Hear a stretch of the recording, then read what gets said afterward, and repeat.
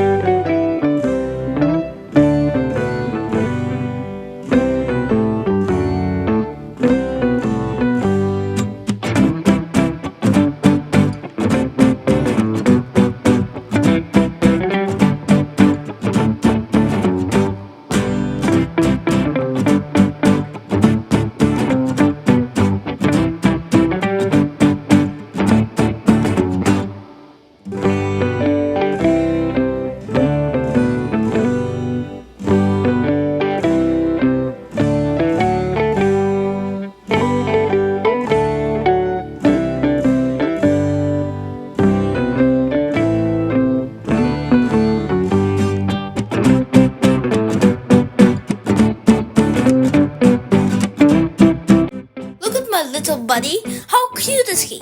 If you like the video, please like and subscribe.